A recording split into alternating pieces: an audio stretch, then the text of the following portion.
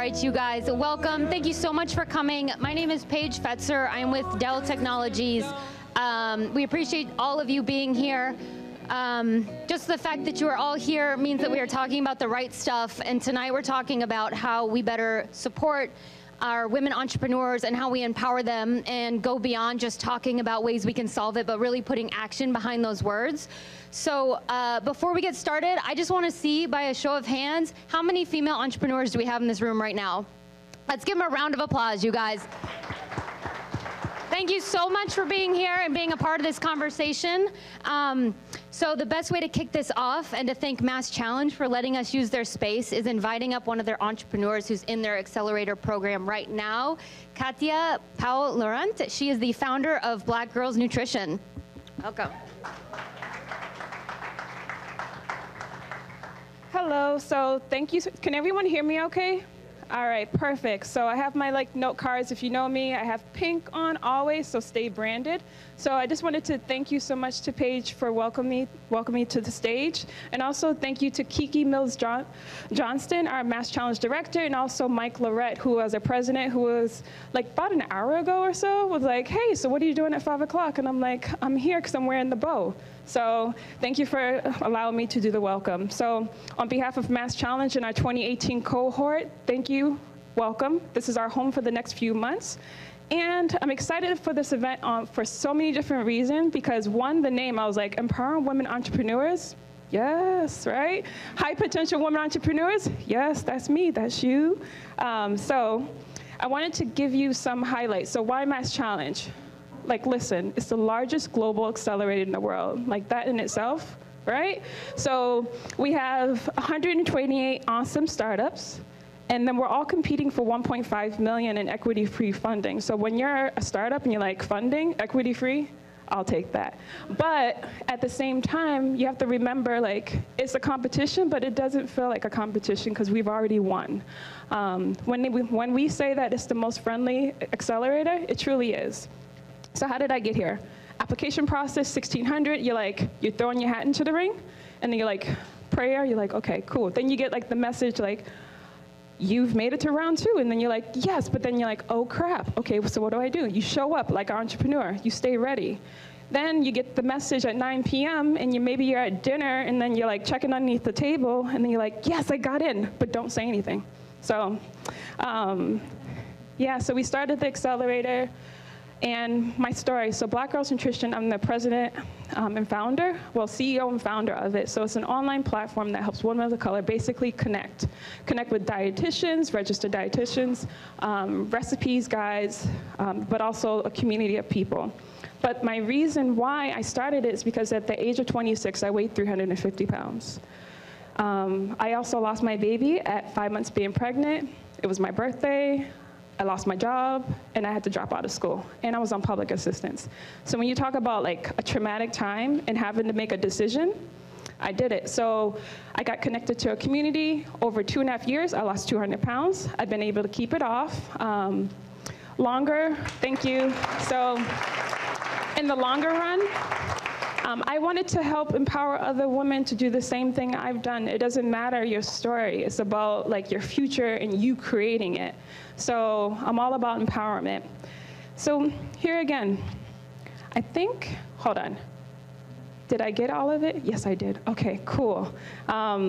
So I just wanted to thank each and every one of you for attending tonight. I know there's going to be more people. There's amazing people that you're going to hear from tonight. We got a fireside chat. Dell Technologies, amazing. Thank you so much. And I just wanted to welcome back up Paige to do the rest of it. Thank you.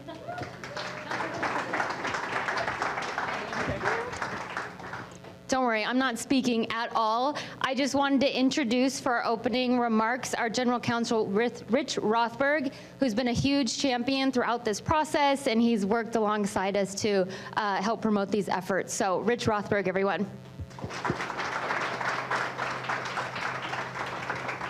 So it's great to come to these events because I don't get applause as a lawyer very often, so it's great to be here. Thanks everybody for joining us for what should be a great discussion on empowering women entrepreneurs.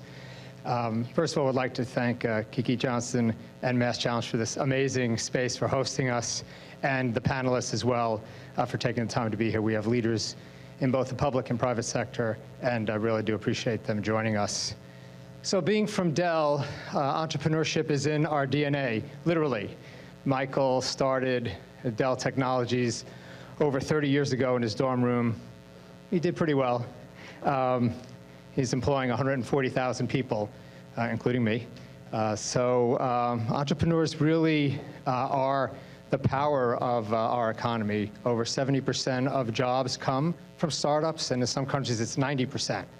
And women start businesses at 2 times the rate of men. But they fail in a higher proportion than that. And so at Dell, we wanted to really understand what were the political and financial and cultural obstacles that faced women. And so we worked with the Women's Entrepreneur Cities Index to assess and rank cities into how hospitable they are in terms of attracting and sustaining businesses started by women. And this year we went even further and asked the Women's Cities Index to give recommendations on how cities can improve. And we're going to talk about those today, and it's great that we're talking about them here in Boston, because this city has done a great job, the mayor in particular, in fostering an environment where women can start businesses. It ranked 4th out of 50. So while it's in a good place, there's still a lot of work to do, and that's what we're here today to talk about. So I'm going to introduce the panel. Our mayor, who has done a great job, as I said, in creating an environment for women. I'd like to welcome him and thank him. We have Howard Elias, who has done an equally great job, my colleague. He is the president of Dell Services, Digital, and IT. And Linda Henry, who, as you all know, is the managing director of the Boston Globe. So let me turn it over to them, and thank you all again for coming. Appreciate it.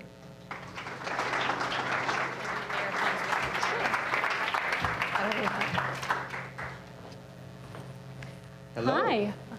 Can you guys hear me? Hi. Can you hear me okay? Yes. All right. Thank you all so much for being here. This is so wonderful to have this room of people who are really interested in talking about women and the future and the business and how we're going to make it work and successful here in Boston.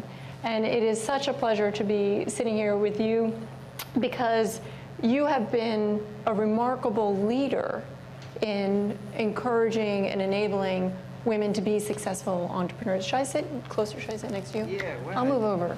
Thank you. Later. We'll fill the void that the mayor is. And Dell, as they just mentioned, is an enormous company. You have Dell EMC, I should say, is 145,000 employees, and there are so many areas that you could be focusing on in terms of responsibility, but you've really made encouraging women entrepreneurship a priority for 145,000 of you. Why did you do that? Yeah, it's a great question, and we've been on this journey for about a decade now, and it really started with the thought, really out of the last Great Recession, and the knowledge that when you look at the data, it's the entrepreneurs, it's the innovators, it's the people that start and run small businesses that help economies get out of the recession. 70% of all job creation worldwide are by entrepreneurs, innovators, and small businesses. So it was really a way to do well by doing good and doing good by doing well, right? It's a great symbiotic relationship. And we also knew it was an imperative to our business, because these are the customers of the future as these entrepreneurs build their businesses. And we saw women were at a clear disadvantage. They were at a disadvantage in terms of access to capital, access to talent and resource, networks, and technology. And then finally, as Rich said, we have entrepreneurial spirit in our DNA. Michael Dell, our founder, found our company in his dorm room. So we're kindred spirits with entrepreneurs, but we really notice that women entrepreneurs need more help than most. There are so many things I love about what you said, but one of the things that you and I were talking about before is you have incredible revenues that are growing each year. So you've been able to maintain growth of 9%. 9% last year, accelerated to 17% this past quarter. Thank you. Thank you. That is Appreciate fantastic. that. Thank you. I work at a newspaper that does not see those same numbers. So those are especially impressive to me.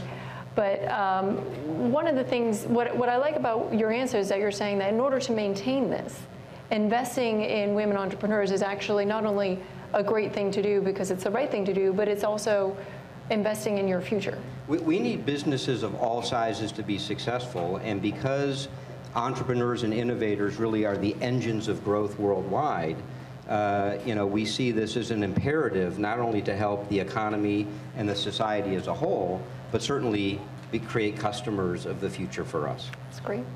So you did, and I would thank you very much for sharing a copy of it. You released the results of the WE Cities Index, which is really comprehensive research that looks at major cities around the world and ranks them based on the business climate for women, especially women entrepreneurs. So tell us about the study and why you commissioned it. Yeah, so we partnered with IHS Markit, a research firm, to really understand at a city level. This wasn't just generic.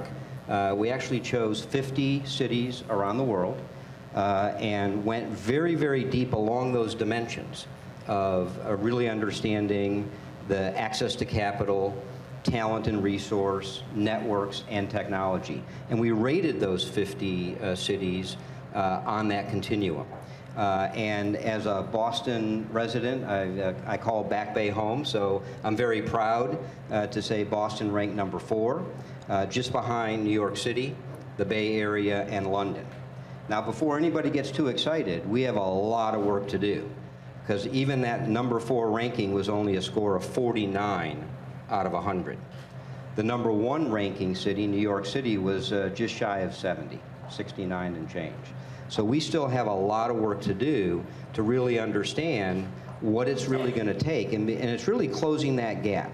We see that women entrepreneurs, if we close that gap between what women entrepreneurs and men entrepreneurs are able to do in society, in the U.S. alone, that would have generated an extra $30 billion of GDP. Wow. What are some of the areas, and I really like your we're doing well, but we could be still doing a lot better. There's a lot more that we need to continue to do. And I want to first say that your study is a gift to the city, because you're arming our mayor and our governor with real data. It's a pretty comprehensive report that would have been very difficult for the city itself to commission. And so this study is really a gift to each of these cities, because it shows, as you pointed out, the areas that we need to work on. What are some of the areas that it said Boston needed to? Well, before I get into that, and I know the panel will actually go into a lot more detail about specifically the Boston City blueprint and what specific areas. Hello, Mayor. How are you? Sorry, I'm late. That's all right. How are you? Good to see you.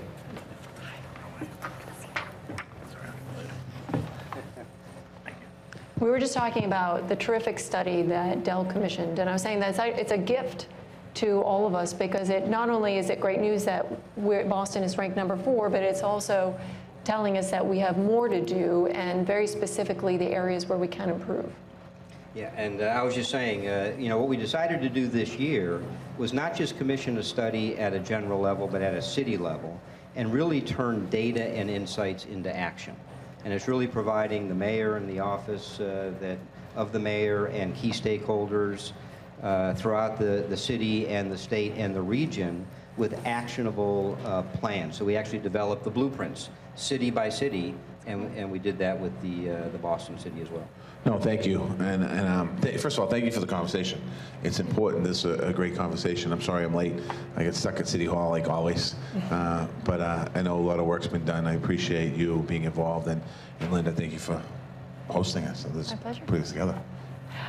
So, Mr. Mayor, you have a long history of investing in the success of women entrepreneurs. There are programs here, and some of your members of your staff are here representing that. Given there are a lot of issues that you pay attention to, why is women entrepreneurship a priority for the city? When you look at women businesses, they're the most successful, number one. When you think about in our city, over 50% of the people that live in our city are women. The heads of our households, the majority of the heads of our households in Boston are women. And when you think about the economy and the importance of the economy, that's part of the reason. When I first got elected mayor, one of the first conversations I had was with venture capitalists. And we took me out to dinner and we sat around a table. And then the conversation was that money in Boston by VCs was being given to startups, and that was being taken to Silicon Valley and other places. And we're thinking, how do we stop that flow? The next piece of the question was very few of those dollars are actually going to women entrepreneurs. So we're looking at not only how do we keep the money here, and I think we're starting to keep the money here in this region. We are. A lot of that money now in 4 years is being invested in companies from here, and they're starting the companies here. But we still have a way to go when it comes to venture capitals investing in women-owned companies. You know, all of our work, all of our data shows that when women are successful and earning, it's better for the city, it's better for the economy, it's better for the quality of life, it's better for the family.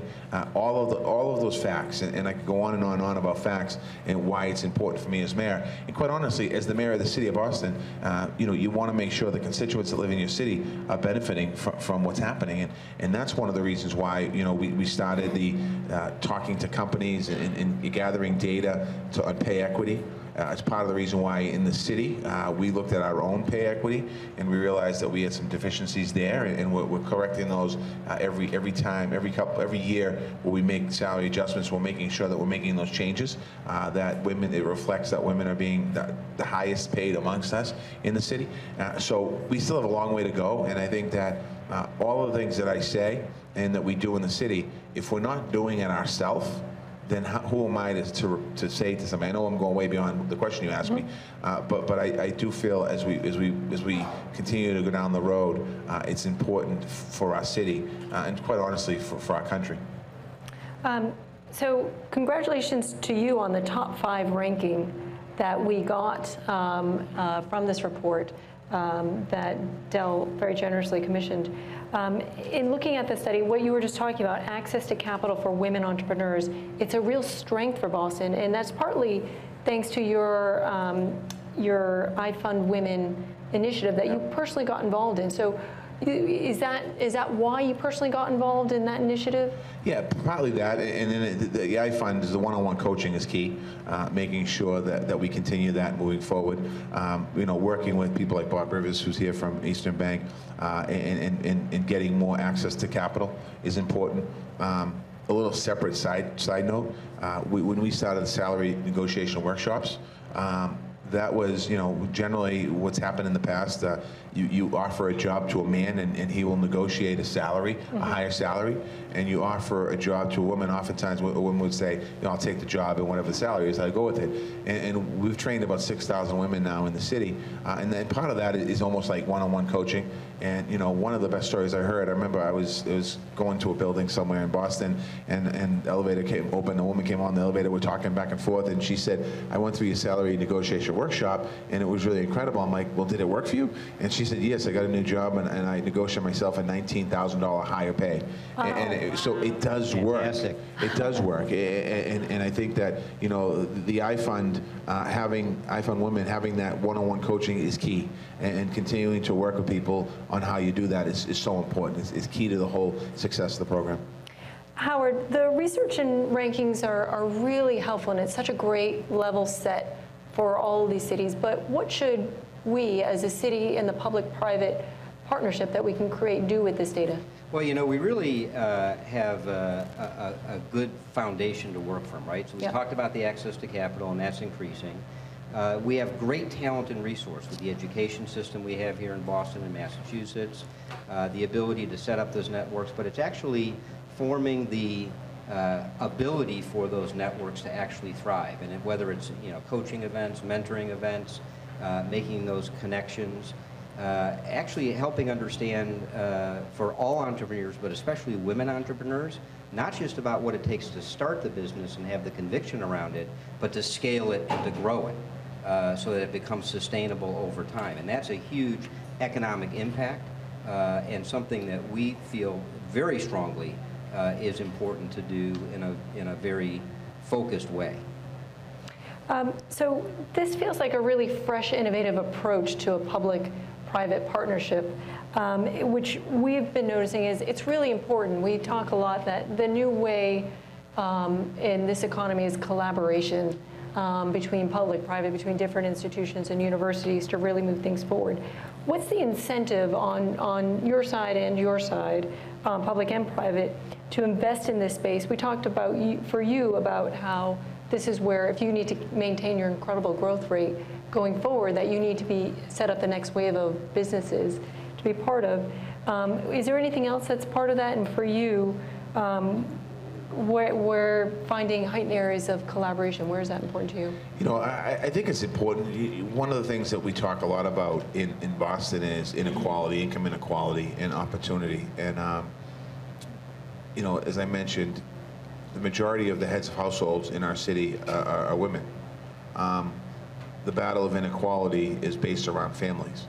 And the collaborations, working together, you know, in order for Boston to be successful, we have to have successful companies. In order to be successful companies, you have to have successful workforce. And to be able to tackle and tap into that workforce is key. You know, we employ 18,000 people in the city. We added 100,000 new jobs last year in the city of Boston.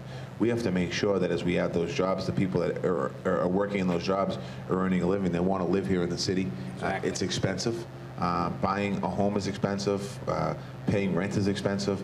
And, you know, our economy, we're a hot city right now. I mean, we're probably one of the hottest in America, Boston, Massachusetts. And with that success comes a lot of challenges. And ultimately, it's how do we make our city affordable and economical for people to live in? And you know, I think that continuing these partnerships is so key.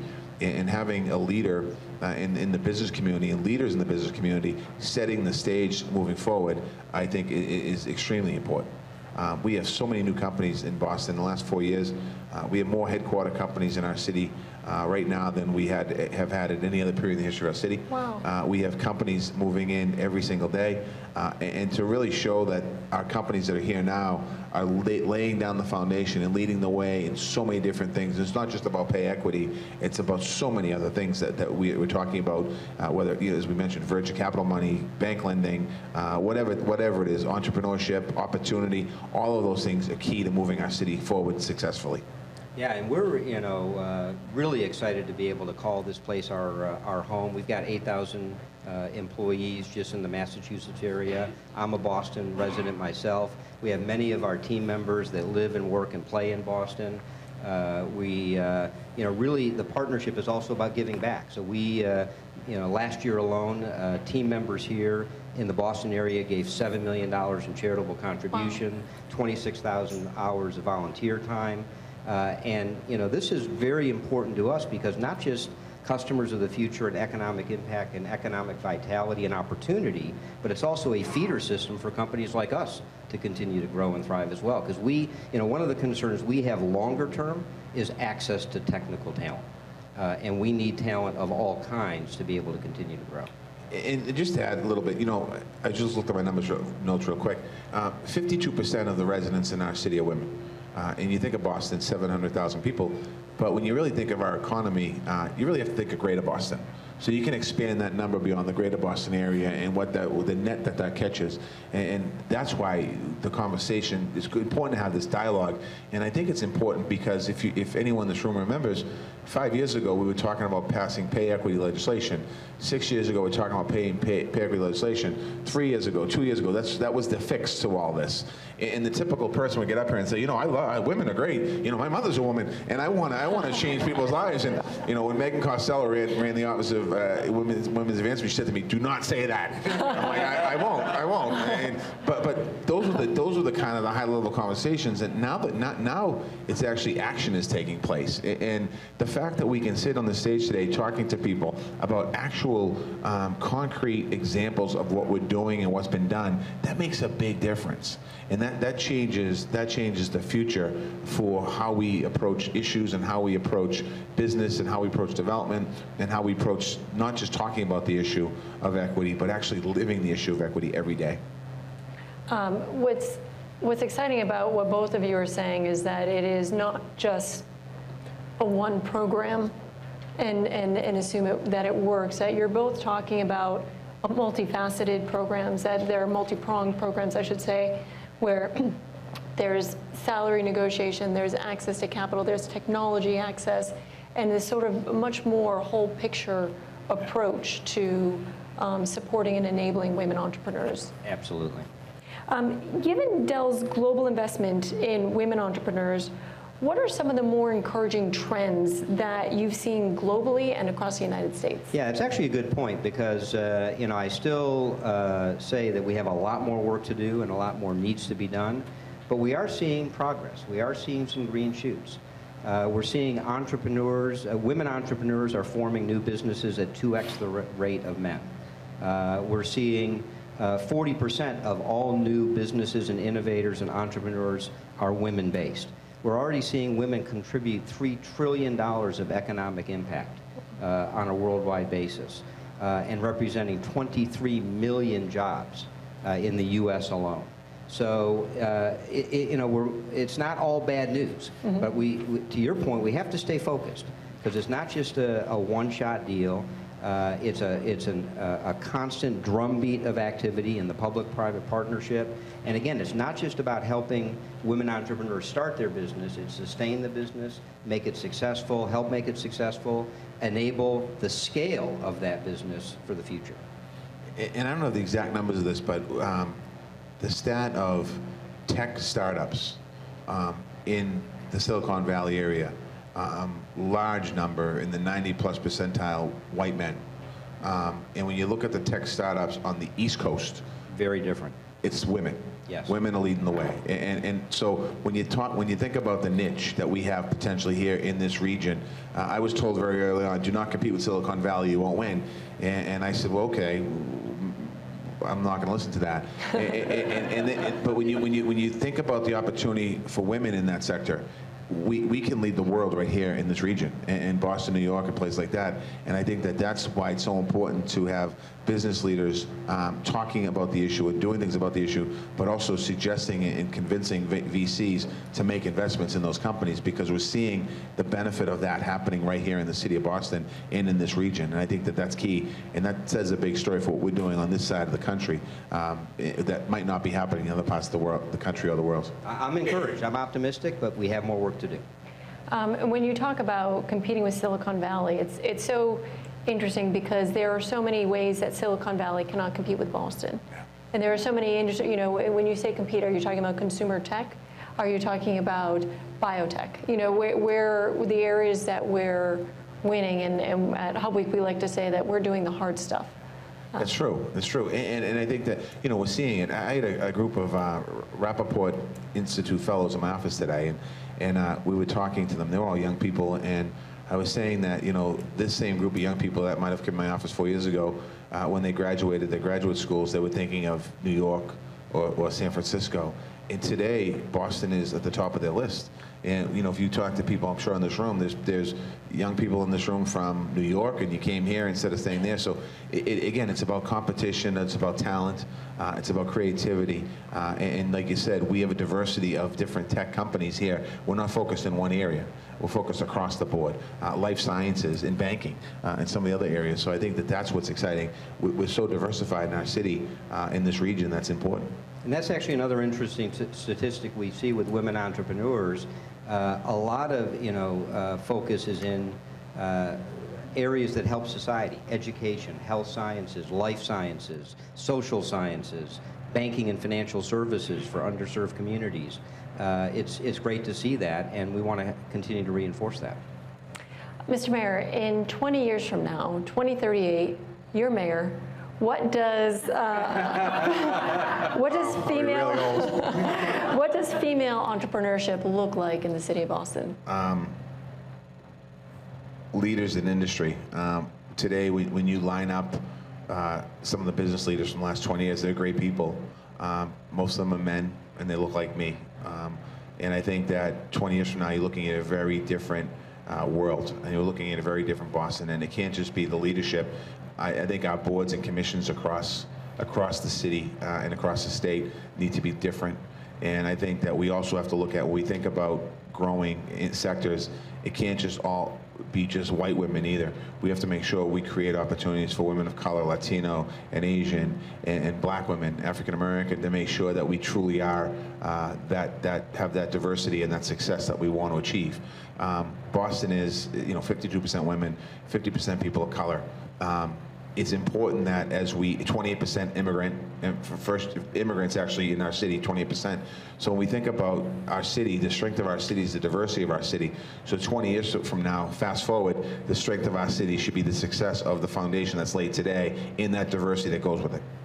Can I add something to that vision? And a Red Sox World Championship. Well, a couple. In 20 years, there'll be a few. More than that. But also that there isn't even a need for these great initiatives that you both have started anymore. That it's that you don't need these special offices anymore because it's just accepted. It's just. I agree with that. It just happens. I mean, it should just happen. Natural motion. Well, I want to thank both of you for two men being such visionary leaders on pushing women entrepreneurship forward. Am I opening up for questions? No, I'm not. We're going to end it right here. Do you have any closing thoughts that you want to say on? Just stay active and continue to push. When you talk to elected officials and you talk to leaders, continue to push. Don't be afraid to. I think we have to continue because we've made some incremental gains in the last couple of years, and we sound great up here.